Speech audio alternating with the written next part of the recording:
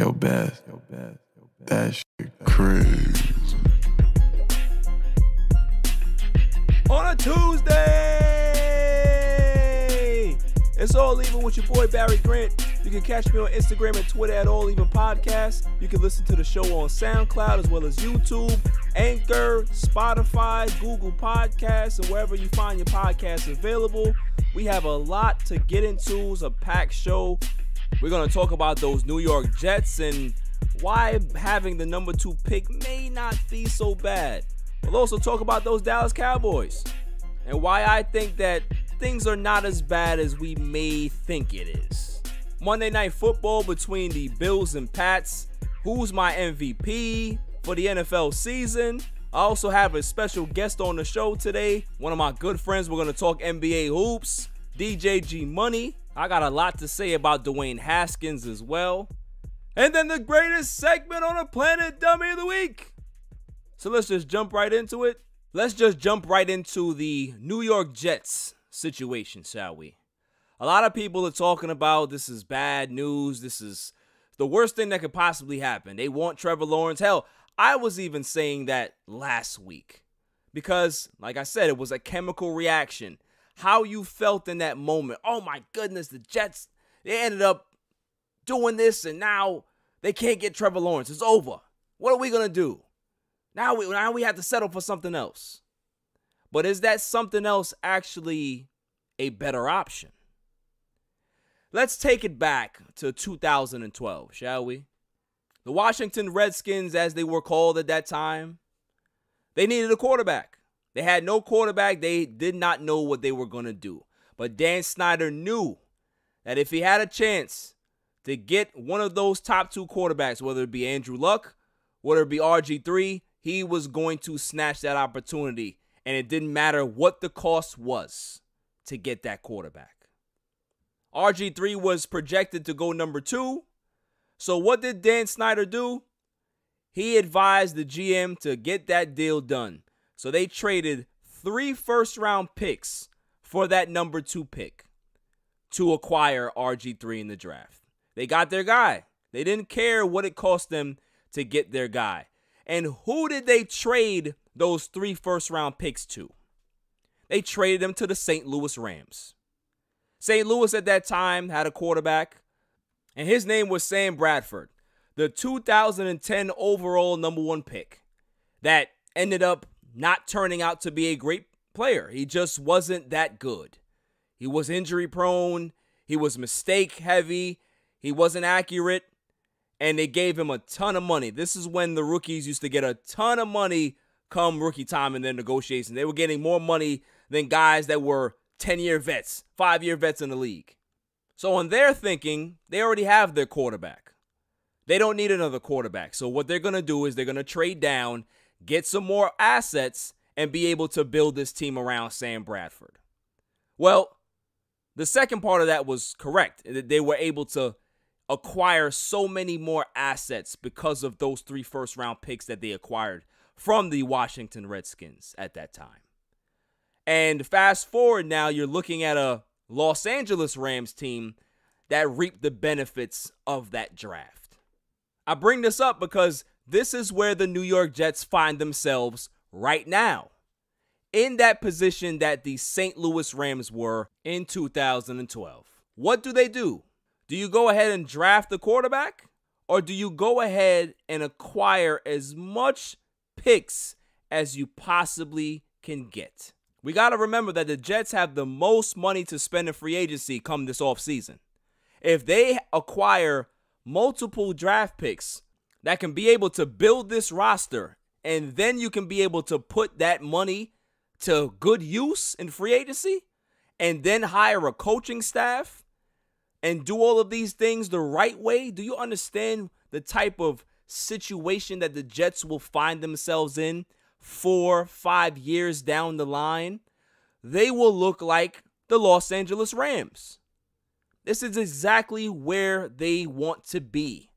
So everybody might be thinking that, man, it sucks to not have Trevor Lawrence. Hell, like I said, I was saying that.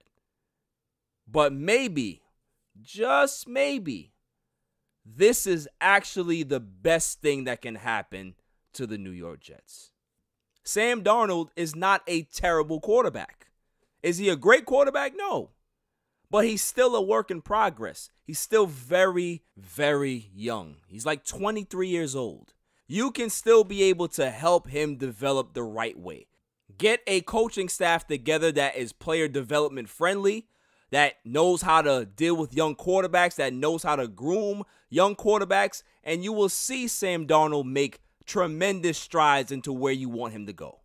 If you now surround him with weapons that this draft has, young receivers, good running backs, a decent offensive line, with those picks, you can be able to revamp this roster in an offseason.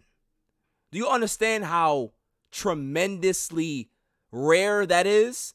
That you can be able to overturn your roster in an offseason and be a competent team that next season.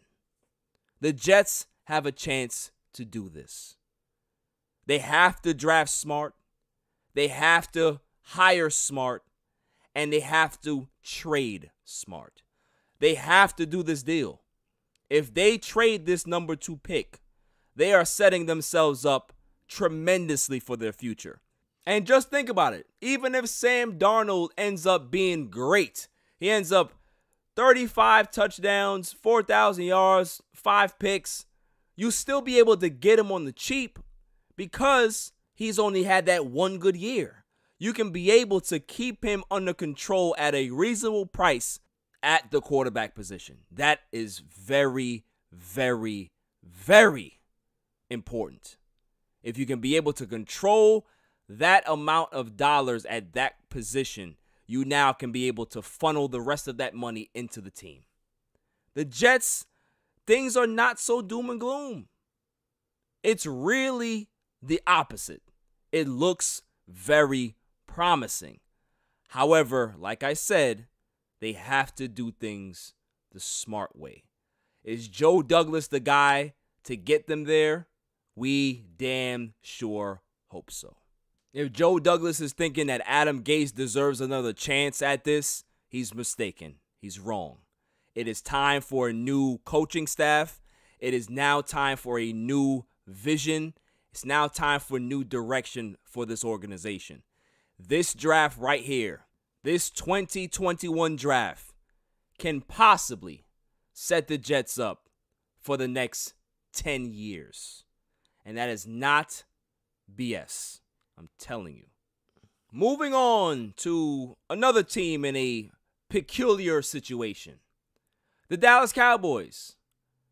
At 6-9 right now, Dallas Cowboys have a chance to win the division this week against the New York Giants. If they beat the Giants and the Washington football team loses their game against the Eagles, the Dallas Cowboys will be division champions of the NFC least. Now, a lot of people, like myself last week, we didn't want the Cowboys to win. I was very comfortable with the Cowboys being 5-11, 4-12, and getting a good draft pick and being able to revamp this team come draft time, restructure these contracts that we have on the roster right now, and retool for next season. That was my wish. But they went ahead and stomped all over my wishes. And as I'm sitting there after they destroyed the Eagles 37-7, I sat back and I said, this reminds me of something very, very similar. I remember 10 years ago, Pete Carroll took over the Seattle Seahawks. They ended up finishing 7-9. They ended up winning the division at 7-9. And everybody was saying that the Seahawks do not deserve to be in the playoffs. They're not a playoff team, and the NFL should be giving this spot to somebody else. But guess what? The Seahawks ended up winning a playoff game. They lost in the second round, absolutely. But what happened after that? Now, granted, they went 7-9 the following year as well. But what followed after that was 11-5, 13-3, and a Super Bowl win. And then 12-4 and a Super Bowl appearance where they lost to the New England Patriots with that controversial goal line stand. I bring this up because since that 2011 year that Pete Carroll went 7-9, the Seahawks never looked back. They have not had a losing season since. The Dallas Cowboys are looking at the same exact situation. New head coach, team is going through some things, and they'll possibly finish 7-9. But the big difference is that when 2012 came along for the Seattle Seahawks, they decided to go with the rookie quarterback instead of the average Tavares Jackson, instead of the average Matt Flynn that they just paid the offseason before. The Dallas Cowboys have Dak Prescott coming back next year. All roads lead to that. All signs point to Dak coming back. But the Cowboys need to be smart, and they need to draft a quarterback. Draft a young quarterback that can possibly be your future. Because if the Seattle Seahawks told you anything in regards to their dynasty, the Legion of Boom wouldn't exist if you had to pay a quarterback $38+ million a season. That was able to happen because you had guys on rookie deals. You drafted and scouted well and got good players at the back end of the draft. And you ended up having a coach that was able to put it together and build this team, create this level of stability that the Seahawks have never seen. And now they're in a position to possibly, a lot of things have to break their way, possibly get to a Super Bowl. That's what the Dallas Cowboys need to do. As much as I love Dak Prescott, as much as I love a lot of players on this team, the Dallas Cowboys need to be smart. And they need to understand that where they find themselves can be a turning point to launch this franchise where they want to be, where they haven't been in 20+ years, back in the Super Bowl. In order for them to do this, they have to be smart. And they have to operate like the Seahawks of 2010, 11, and 12. That's what the Cowboys need to do. Will they do it?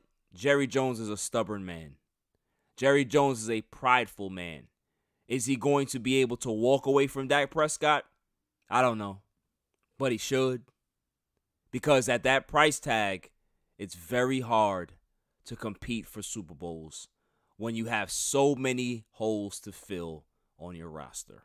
When you have so many different positions that need addressing and you don't have the money to do it. So this is where they find themselves. It's not a bad position. It's just a position that they have to pay attention to and understand where they are and move accordingly. Coming up after the break, Monday Night Football. We go over that game between the Bills and the Patriots. And also, who's my MVP for the NFL season? Oh, yeah. And I talk about DWAYNE Haskins. On a Tuesday, it's all even. I've had so many people tell me that Anchor is great. Anchor is this, Anchor is that. But I have to tell you, man, those people were right. If you haven't heard about Anchor, it's the easiest way to make a podcast. Let me explain. It's free. There's creation tools that allow you to record and edit your podcast right from your phone or your computer. Anchor will distribute your podcast for you so it can be heard on Spotify, Apple Podcasts, and many more. You can make money from your own podcast with no minimum listenership. It's everything you need to make a podcast in one place. Download the free Anchor app or go to anchor.fm to get started. Why wait? Get at it now. Welcome back, y'all. Monday Night Football pretty much told us exactly where these two teams are. The Buffalo Bills sit at 12-3. The New England Patriots sit at 6-9. Buffalo beats the hell out of the Patriots 38-9. Josh Allen has a tremendous game. 27 for 36, 320 yards passing, 4 touchdowns. Zach Moss has 57 yards on the ground and a touchdown. Stephon Diggs, 9 catches, 145 yards, 3 touchdowns. The guy was unstoppable. For the Patriots, Jarrett Stidham, 44 yards passing. Cam Newton, 34 yards passing, got benched. Sony Michel, 69 yards rushing. How quickly these two teams have switched positions. Just 5 years ago, we didn't know where the hell the Bills were going. We didn't know what direction they were heading in. But what we did know was that they needed a change. And they got that change. Sean McDermott's now the head coach. They drafted Josh Allen. They traded for Stephon Diggs. Their defense looks great. They built that team through the draft and free agency as well. And now they sit on top of the AFC East. At 12-3, they are positioned to have a deep run in the playoffs. The Patriots, look how far they've fallen. Tom Brady's no longer here, and they're 6-9. So can we honestly say that it was Tom Brady that held this together? Possibly. But that's not the only reason why we saw this Patriots team struggle the way they did. We saw the weapons of New England dissipate through the years. Guys getting hurt, guys leaving, Belichick not drafting well. And we see the end result here. We see the product that's on the field. It's not a very good one. They don't have talent. And sadly, Cam Newton was the guy to be responsible to take this team somewhere, whether it be, a wild card playoff spot or whatever. And Cam Newton is not the guy to be able to fix this roster or hold this roster together like how Tom Brady tried to do last season. Cam Newton is a quarterback at this stage of his career that needs everything to be working well. He needs weapons. He needs a good offensive line. He needs a great defense. Cam Newton had none of those things this year. Can that change? Will Bill Belichick say, I want to run it back with Cam next season, and I'm going to put some effort into drafting some good players, get a good offensive line, maybe spend a free agency possibly, and see what we can be able to do with Cam Newton behind center again? Or is he going to decide to start over and get a quarterback that over the years he hasn't really picked them well? He's not a great evaluator of the quarterback position. He really isn't. So do we see the Patriots getting out of this hole anytime soon? It truly all depends on Bill Belichick and how much he's willing to change. Certain things don't work after a while, and maybe his approach needs to change. For the Bills are flying high. Like I said, they have the holy trinity of football. Good ownership, good head coach, good quarterback. And when you give that good quarterback a dangerous weapon like Stephon Diggs, the opportunities are endless. What you can be able to achieve is endless. This Bills team is a real threat to win a Super Bowl this year. Not next year, not the season after that. This year. That's how good they are. And everybody needs to really pay attention to what's going on in Buffalo, because they may end up cracking that drought that they've had in regards to Super Bowls. Maybe it's their time. And I don't want to hear anybody tell me that Jared Goff is better than Josh Allen, because Jared Goff is not better than Josh Allen. Jared Goff is not a good quarterback. Josh Allen runs circles around Jared Goff.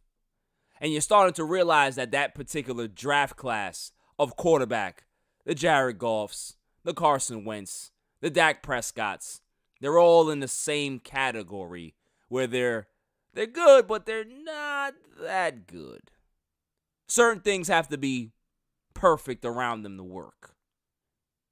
Now, can you win with a quarterback like that? Absolutely. But guys like Josh Allen, I think Josh Allen's a little bit more special than those three that I just mentioned. And that's when you can win Super Bowls. That's when you'll start to see consistency out of an organization. That's when you'll start to see possibly a dynasty arise from an organization, when you have this type of stability and this type of talent at your quarterback position. Dallas doesn't have that. Philly doesn't have that. Los Angeles doesn't have that. Moving on to regular season MVP. Who is my regular season NFL MVP? Well, it's come down to three particular quarterbacks. The first one is going to be Josh Allen. Second one is going to be Patrick Mahomes. And the third one is going to be Aaron Rodgers. Who do I think is the MVP this year? Josh Allen has had a great season. You saw what they did to the Patriots on Monday night. They're 12-3. He's having a phenomenal year. 4,320 yards, 34 touchdowns, 9 interceptions. Awesome. Amazing. Then you have Patrick Mahomes. Chiefs are 14-1. They're flying high. Pat Mahomes is doing what he normally does. 4,700 yards passing, 38 touchdowns, 6 interceptions. Amazing.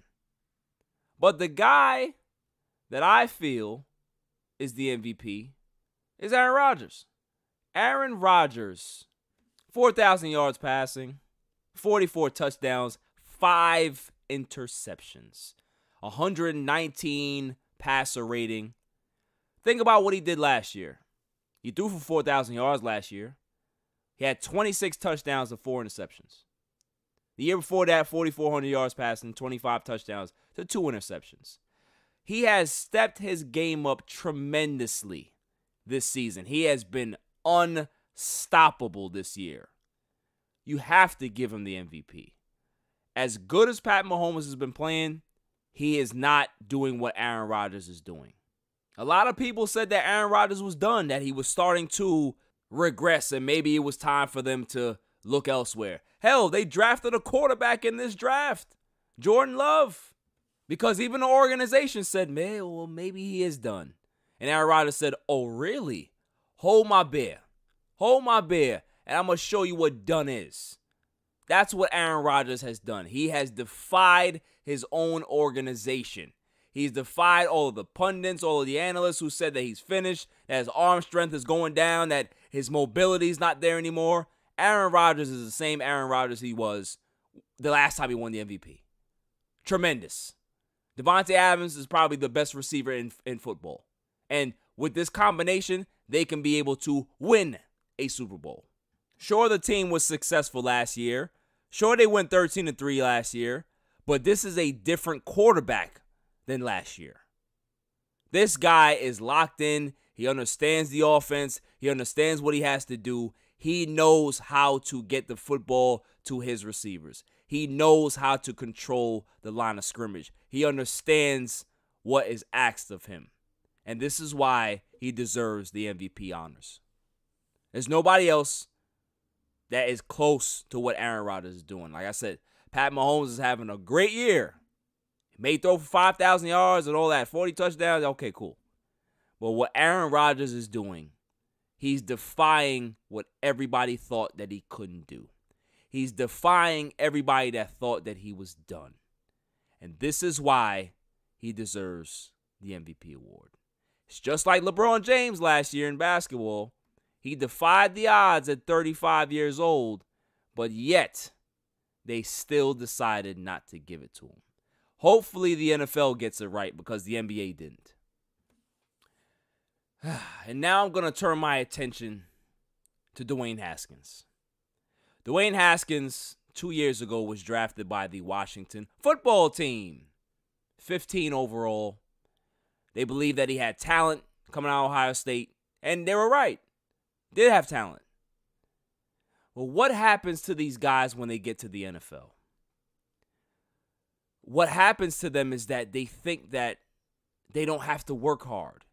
they think that it's all about how they look and their brand and all of this nonsense, instead of putting in the work that they have to put in to be great players. Dwayne Haskins, in a pandemic, is going to strip clubs. In a team that's fighting for a playoff spot, fighting to win their division. And that's what's important to you. You understand the ramifications of your actions? It was so bad that they had to cut you. They were so fed up with your nonsense that they had to get rid of you. A team that's invested millions of dollars into a young black man to be able to lead their team to the promised land at some point. And you failed. You disappointed them. Why? Because you don't have your head screwed on straight. That's the problem. This is why a lot of people, a lot of scouts, a lot of GMs don't want to take risk on black quarterbacks because of this particular reason. Jamarcus Russell, you, Jameis Winston, every one of you players that decide that you want to be knuckleheads, instead of being model citizens and being role models to the young kids that say, hey, listen, you know, if you grow up in a bad neighborhood, you grew up in a tough situation, you can be able to get out with hard work, and when you get there, the hard work starts. It doesn't stop. Just because you made the NFL doesn't mean that you have to stop working now.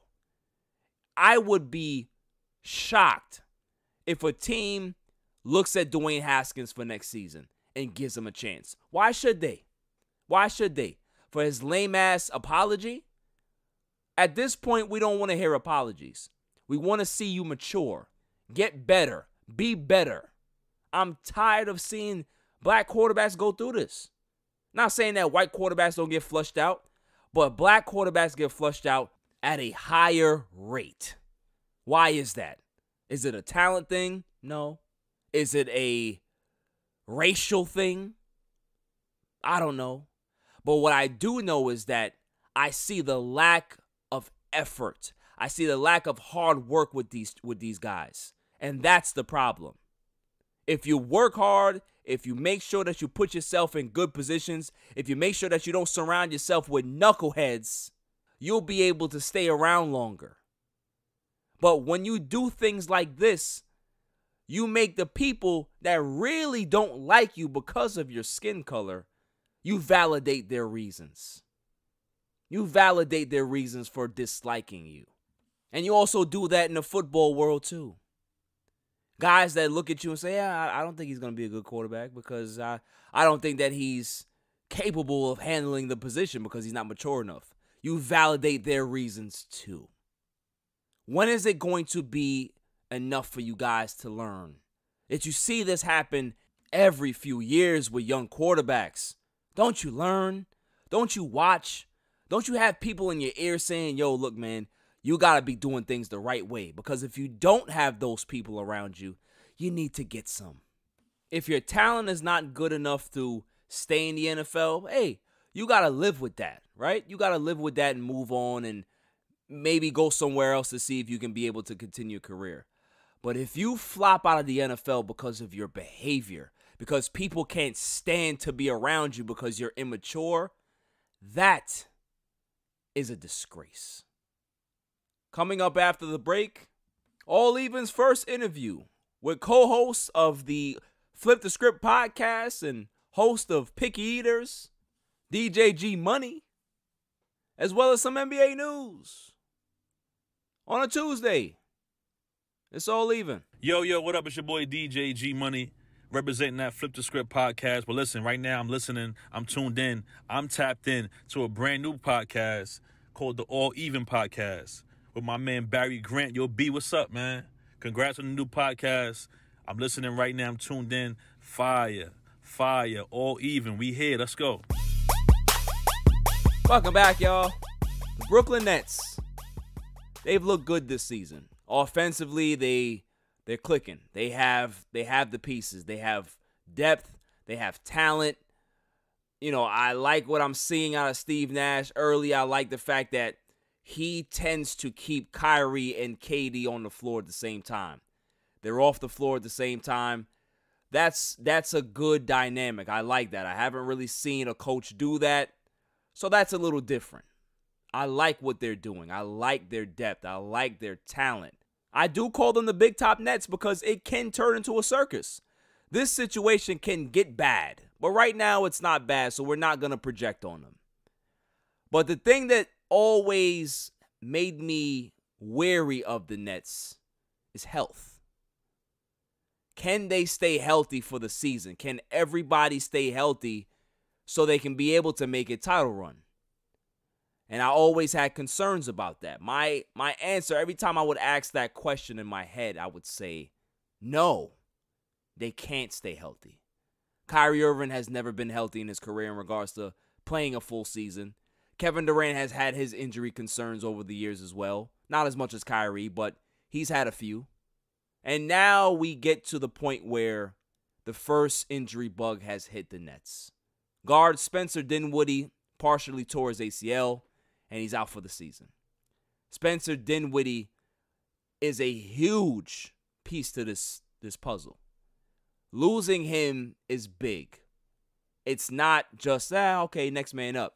This is a guy that was a borderline all-star last year. So what you're losing is 20 points, 5 rebounds, 5 assists. That guy is dynamic. Can hit the 3-ball. So what can the Nets do to be able to survive this type of injury? Well, they got Karis LeVert. They have Joe Harris. They have a lot of talent on this team. But can that talent be able to fill that void? I don't know. But what I do know is that they can't afford any more big injuries like this. They get another drastic injury like this, you can forget about them being real legit contenders. It's just the truth. As good as they are, they're extremely fragile. And they have to make sure that they try to keep their injuries to a minimum. Obviously, we can't control that. But the coaching staff, the training staff has to make sure that they come up with a plan to be able to possibly ease the tension off these guys and try to keep them as healthy as possible. Because sky's the limit for this Nets team. They have a chance to really make a deep title run. Can they beat the Lakers? I don't think so. But they can definitely come out the East. I think they're better than the Bucks. I think they're better than the Celtics. I think they're better than the Sixers. Better than the Raptors. So they're the toast of the East to me if they can stay healthy. If they can't, they're going to be one of those teams just going through the motions. Kevin Durant has looked phenomenal, but he just scares me. Can he stay healthy? Kyrie Irving is shooting the hell out of the ball. He's doing exactly what he can. But in a 72-game season, you can expect Kyrie to play 50, 55. That's his MO. It's not hate. That's fact. So if they can stay healthy, good things can happen. If I'm going to put a percentage on it, I say that they stay healthy 35%. 35% chance they stay healthy. So they have a 65% chance of not. Sucks, but that's the reality. The Los Angeles Lakers. They lost to the Portland Trail Blazers last night, 115-107. Damian Lillard is Damian Lillard. He does what he does. Dame time is Dame time. We know that. CJ McCollum had a good game as well. He put in 20 points. Gary Trent Jr., 28 points off the bench in 24 minutes. The Lakers just look flat. And what concerns me is not the fact that they lost the game. It's pretty much how they lost the game. Anthony Davis, coming off the contusion, he just looked lethargic and sluggish. There's times that I'm worried about Anthony Davis. There's times where he looks like the best player in the world. And then there's times where he looks like Mr. Glass. He's very fragile. Can they get him to be healthy enough to be the guy that they want him to be? Because when LeBron James is gone, Anthony Davis will still be here. We have to make sure that this guy understands the responsibility that he has in front of him. It's one thing to be a great player on the Pelicans. It's another thing to be a defending champion with the Los Angeles Lakers. Completely different situation. That's one. The other issue that bothers me is Kyle Kuzma. Now, listen, Kyle Kuzma has had some good games. He's coming off a good game against the Timberwolves. Fine. But Kyle Kuzma's basketball IQ just needs to improve. He cannot continue to look this bad. Can't. The other thing that bothers me is the starting lineup. I believe that Wesley Matthews needs to start, and Schroeder needs to come off the bench with Harold. With those two guys coming off the bench, your bench unit is dynamic. You allow balance on this team. Putting Schroeder in the starting lineup, it doesn't really help the Lakers. It actually hurts them. LeBron James can be the point guard. If you have Wes Matthews in the game, he can be able to guard a guy like CJ McCollum or Dame. You're not going to contain Dame as Dame. But Wes Matthews, I believe, is 3-and-D. He can be able to hit the three. He'll get more of a rhythm being in that starting lineup. Frank Vogel has to see that. He has to. Because if he doesn't, then we have bigger problems. And the rim protection. I've been on record to say I like the team, but I wish that they had more rim protection. They've sacrificed the rim protection for a more versatile offensive team. Granted, that's what you need in the playoffs, but you also need to protect that rim as well. So we're going to see what happens with the Lakers going forward. But that game against the Trailblazers, I just saw a couple of things that I didn't like. Not saying that they can't clean it up as early as 4 games in. No big deal. But there's certain things that you kind of see early on that may rear its ugly head later. And I like to see them iron those things out. Now that I got that out of the way, I'd like to introduce the newest segment to the show, Phone a Friend. Call him up, call him up, call him up, call him up, call him up, call him up, call him up, call him up, call him up. Competing for a reason, trying to stay undefeated, yeah. Call him up, call him up, call him up, call him up, call him up, call him up, call him up, call him up, call him up. Biggest game of the season, going live with All Even, yeah. All right, y'all, I got my first guest to the All Even podcast show, the first official guest on the show, DJ GMONEY. What's good, my man? Yo, what up, man? What's going on? How you doing, man? How's everything going? Everything's great, man. Can't complain. You know, pleasure to be here. First episode 1 of the podcast. Wow, man. Listen, man, wow. you first episode where you actually a guest, man. So like, you know, we gonna have more guests on. We gonna have a lot more segments. I'm sure you're gonna be a repeat offender coming back on this show. No problem. So no problem. you know, I'm here. Yeah, definitely, man. So let's just jump right into it. Lakers lose to the Blazers. What are your thoughts about that? Come man? on, you gonna start off with my team losing like this? Yo, it's both our teams, man. Okay. I'm supposed to be a friend, man. What's going on? Nah, so I actually caught like the first half of the game, and you know, I kind of missed the second half of the game. I had to take care of a few things, but from the jump, I seen them doing good. They was winning, so I was like, I ain't gonna watch the whole game. Let me go take care of some work. You know what I'm saying? I turned it off, and I checked the app, the NBA app. And I'm like, yo, how they down 5-6? What's going on? Like, it was just crazy. I'm like, yo, this is wild, son. They played good the first quarter, second quarter. You know what I'm saying? So I definitely was shocked, man. But you know, I feel like Braun, this is what he does, man. Like he figures things out in the beginning. You know what I'm saying? Beginning of the season, he likes to just, not that he don't like to do it, but he plays in a certain way where he's kind of, I feel like he's watching the opponents, and he might lose a few games, and then that kind of gives him the fuel to go crazy later on in the season, down to the playoffs, and then he just starts to go crazy. You know what I'm saying? So yeah, definitely. I ain't too worried about it, man. You know what I'm saying? But it definitely was a bad loss last night. But the Blazers is a good team, though. You know, You know, McCollum just came off a game where he went crazy. Where he had like 40 or something like that last game, or 30 or something. Yeah, I think he had 44. 44. He went crazy. You know, Dame is still hungry for it. So you know, they came ready to play last night, man. So I can't be mad at them. Yeah, you definitely can't complain, man. I mean, like, what are your thoughts on the Lakers roster? Like, do you like the roster better from last year, or do you like the roster better this year? That's a good question. That's a good question. My first thoughts were I feel like it's a little weird. I feel like it's a little strange that they just want to chip it in. They let so many people go. You know what I'm saying? Like Dwight Howard, you know, who was once a superstar, but now he's a role player.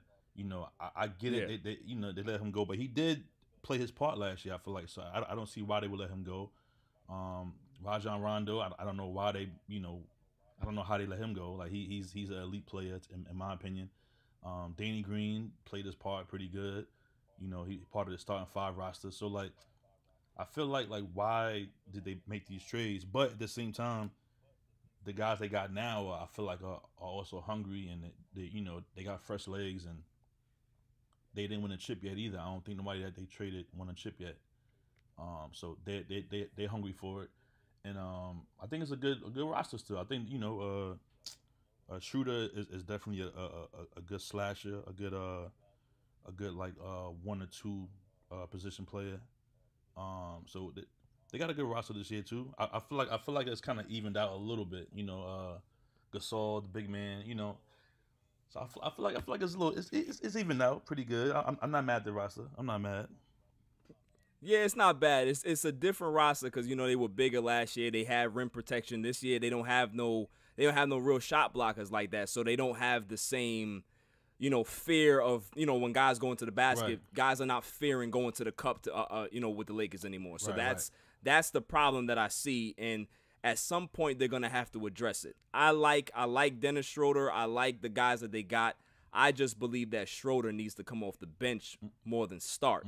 So hopefully, you know, Frank Vogel realizes that he needs to kind of change that starting lineup up and make sure that he keeps Schroeder and Montrezl Harrell together, because if he has both of those guys coming off the bench, that's a better combination than just having Harrell and Kuzma coming off the bench. Okay, Coach D. I would okay. rather you, yeah, you know what I'm saying? Like, yo, yeah, I gotta put my analytical hat on, man. Let's You know go, what I'm saying? Let's go.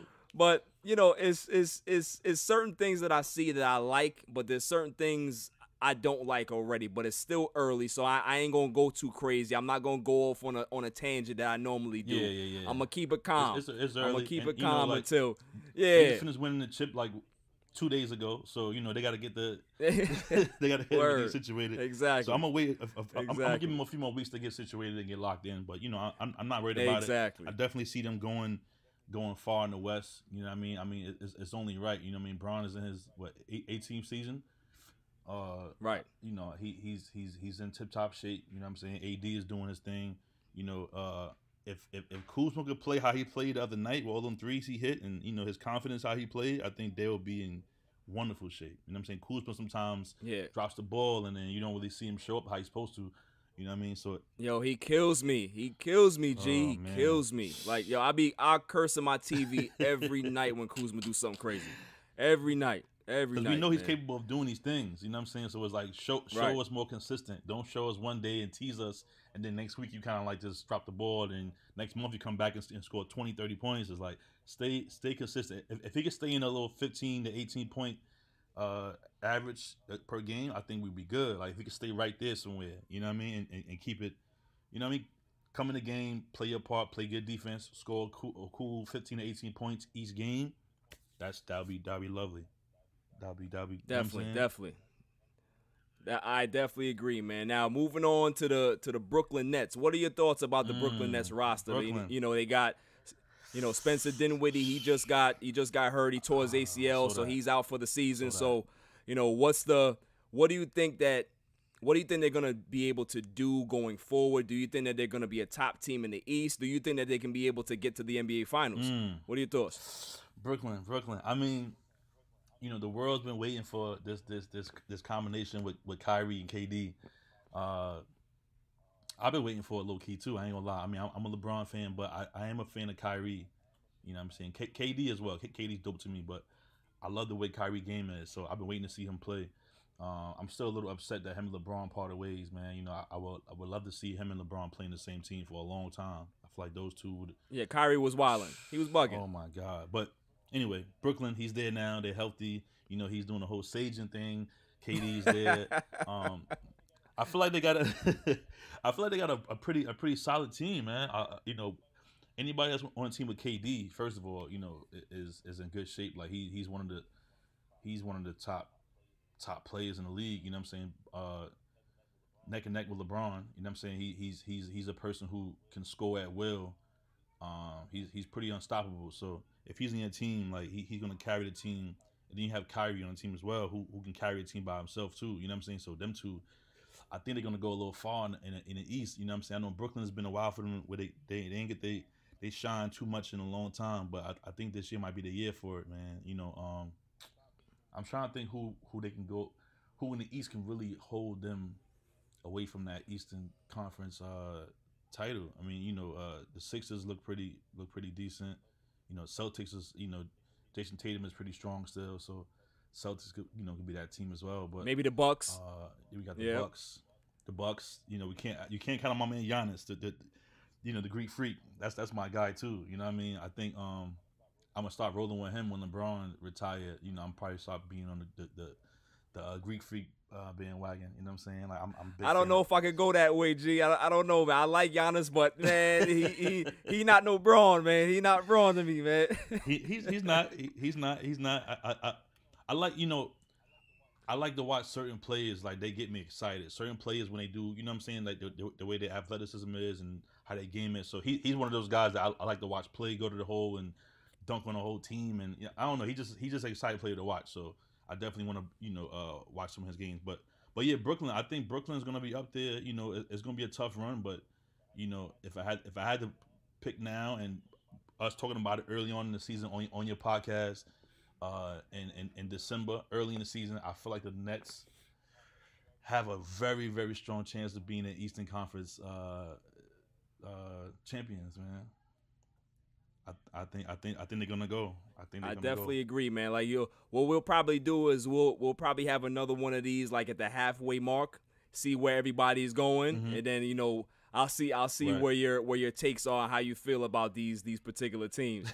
Now let's go to the dumpster fire that I like to talk about. I love to talk about those Los Angeles Clippers, man. They are the team that likes to, they stay in the basement. They got their dehumidifiers. Woo. They got their space heaters down there in the basement. So, and they laid a stinker and lost by 51 points to the Dallas Mavericks. Like, what are your thoughts about this Clipper team? Do you think that they have a shot to even have a chance to beat the Lakers? I know they beat the Lakers on opening night, but do you think in a 7-game series that they can be able to compete with the Lakers and possibly get to an NBA final?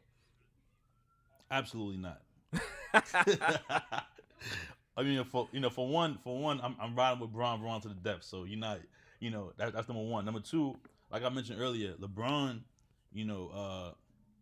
I feel like even if they played a 7-game series right now, right, and they lost the first 2 games, LeBron, I don't know what it is about him. Like, I feel like his body or something lets him lose a game to give him that fuel. You know what I'm saying? So the Clippers could come out and go crazy, but if LeBron goes down 1, goes down 2, he's gonna go in the locker room, go home, and he's gonna pay that $1 million that he pays for his body each year, and he's gonna get like this whole restructure and come back and go crazy. So they can't pass it. They can't get past the Lakers in the finals. I mean, not the finals, in the West. So that's not happening. I'm sticking on that. But also that 50 point loss, man, that was, I don't know. I feel like the Clippers have a strong roster as well. You know what I'm saying? Of course, they got Kawhi, they got Paul George, and the rest of the supporting cast, and guys are dope players too. But I feel like the Clippers have like West Coast Knicks syndrome. Like they have like they make it right there, and like the Knicks, when the Knicks get right there, 4 quarters kind of like they drop the ball. I don't know what it is, but the other night was crazy. I don't know what happened the other night. That was what the most in NBA history. I think they were the biggest deficit right? at halftime in the shot clock era. So we're talking about since the shot clock has existed, no team has ever been down that many points at halftime. Like that felt like back in the day when you playing rec ball, or you playing in IS8, or you playing CYO basketball, and the best team coming in and just beat the brakes off you. Like that's what it felt like. And it's like I never thought that a professional team can get beat that bad. But then when I thought about it, I was saying, you know what? If there was gonna be a team to get embarrassed like this, it would be the Clippers. Why? Because it's the Clippers. They got no history. There's something about this franchise that it just makes you laugh when you think about them. I never take the Clippers seriously. There's some people that I never take the Clippers seriously. Like the whole season last year, my partner Mike Guido, he always, the Clippers are good. I said, listen, just wait. They're gonna reveal themselves to you when you least expect it. And lo and behold, my man Panic P, my man Waldo George came through in the clutch when I needed him. In that playoff series, he showed up very small, and that's what they do. And I don't expect nothing else out of them. I don't expect nothing. They're gonna win a whole bunch of games this year. They may finish 1, 2, or 3 in the West, but when it comes to the playoffs, they're gonna choke. They always gonna choke because it's the Clippers. To be honest, I have some faith in them, man. I have some faith. I'm not all faith isn't gone like the Knicks. Like the Knicks, I have no faith. But the Clippers, the Clippers, I have some faith. You know what's crazy? I watched this movie Soul last night with my son. You know what I'm saying? It's on Disney joint.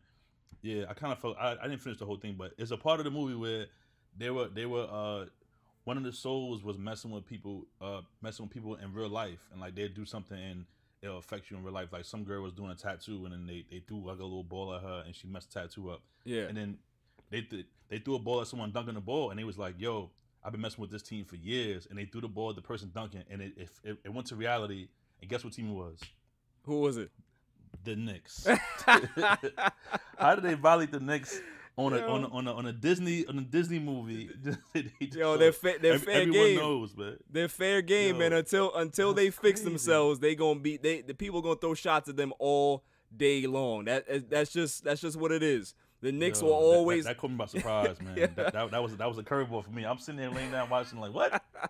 That's just foul. Like, your team is that bad that it goes on the freaking cartoon movie. That, you know what I mean? Like, that's crazy. That's crazy. But listen, wow. G, I appreciate you coming on with me, man. Like, let everybody know where they can find you, what you got going on. Yeah, no doubt. Appreciate you, man. They can check me out on Instagram at DJGMoney156, at DJGMoney156 on Instagram, Twitter at DJGMoney. Of course, check out my podcast. You know what I'm saying? After y'all check out my man's podcast right now, but after y'all play all his episodes, make sure y'all check out my joint. Flip the Script podcast with my brother Queens Flip. Yes, sir. It's on YouTube, youtube.com/Quiet Room Battle, or you can just search it on Google or search it on YouTube. Type in Flip the Script podcast. Also check out my Pick and Eater show. It's on my YouTube page, youtube.com/DJGMoney. I'm working on season 4 right now, so it should be up for 2021. Look out for that. I'm excited about it. Appreciate you, man, and congrats on a new podcast. And I definitely see you working, and I remember when you first started it, and you was excited about it, and you're still going now. So I'm definitely here to support, man. Anytime you need me to jump on the show, I appreciate it, man. And talk some sports. I'm definitely with the sports. As long as it's NBA, I don't know nothing about football or baseball, so don't call me about no baseball chat. I'm gonna be lost, man. But NBA talk, that talk. I may just shock you one of these days, surprise you. We gonna talk football, man. I'm gonna get it out of you. Man. All right, well, just let me know ahead of time, so I watch 2 or 3 games, so I can be up to speed, and then I'll let you know my unbiased opinion. Definitely. That's kind of dope though, because I don't watch football, so I can watch 3 or 4 games and then tell you who I really like and who you know what I'm saying, who I feel, and okay, so maybe some football. That's what I'm saying. We'll probably create a segment, Ask G Money what he feels about this football team. Like, you know what I mean? I'm riding with the Giants because They got a big G on their helmet, so you know what I'm saying. I hear you. The Giants. I hear you, man. All right, bro. So I appreciate you, man. Thank you, big homie. All right, bro. All right, salute. I want to thank G Money for coming on the show. That's my boy. He's been my boy for a long time. He's a hard worker, funny dude. Catch him on Flip the Script and Picky Eaters on YouTube. Really, really good show, so go check that out. Coming up after the break, the greatest segment on the planet, Dummy of the Week. On a Tuesday. It's all even. This is a public service announcement. Down in your luck? Tired of being curved? Sick of going out with the fellas and being the only loser without a lady? Well, I got something for you. It's called Sex Panther. Legend has it that it's made out of real bits of real panther, so you know it's good. To men, it stings the nostrils. But to women, you may as well be a slab of meat in a dog pound. And that's not all it does. You could be getting ready to see that special fox and disaster hits. No money in the budget for gas, only dinner for two. No problem. The fumes from Sex Panther can give your car 38 miles to the gallon. Sold you yet? I thought so. For $69.99, go from unlovable loser to the cock in the walk. Sex Panther. 60% of the time, it works. Every time. Welcome back, y'all. So without further ado, the greatest segment on the planet, Dummy of the Week. Dummy, yeah. We pick candidates on Tuesday and Saturday, and then we pick the winner on that Saturday show. So our first candidates for Dummy of the Week, we have two candidates at the same time again for the second consecutive week, man. You know, it's just the gift that keeps on giving. The dummies just come out of the woodwork, even when you think you don't have one. Just turn to the left, turn to the right, you'll see a dummy. They'll appear. They'll always show their face. May I have the drum roll, please? And the candidates are DWAYNE Haskins and the LA Clippers. DWAYNE Haskins is my first candidate for Dummy, yeah. because he decided that he wanted to go to the strip club and show off and flash his money and throw it at the strippers and all that, right? And all that's cool. You know, the strippers like, all right, my dude, you got money. That's cool. Come back next week. Come back in 2 weeks. You know, we got a big show coming. Now he's released. You think he can be able to show his face in that strip club again? They gonna look at him like, oh, you the dude that got released because you was here? Oh, no, you can't come in no more, bro. You gonna mess up our reputation, man. Your money's no good here. Just like I said last time, your money's no good here. DWAYNE Haskins. I just don't understand how you didn't see this coming. You actually thought that you were gonna go to a COVID strip club. You was gonna go to a COVID strip club and then go back to your team and think that everything is all right?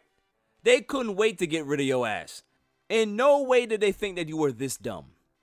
But that dummy truck just kept running all over you. It just kept running over you. Just kept running over you. They just kept hitting you with that dummy stick all throughout your life.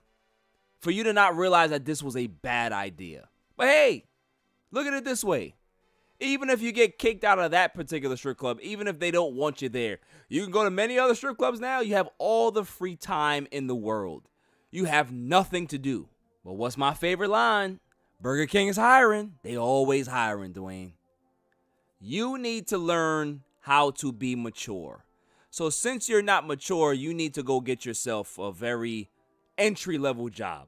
Be one of those guys that wear the signs on the side of the building.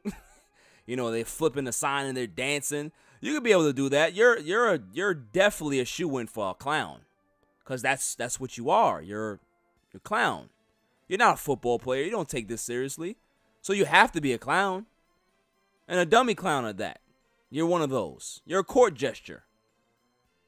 Nobody takes you seriously. For you to be able to do this, nobody will ever take you seriously again. So I hope you saved your money, DWAYNE. And you gotta remember, you gotta put it in the thing called a bank. When you put it in a bank, they can be able to hold the money for you so you don't have to keep it under your mattress. And also, this word is going to be very useful to you as well.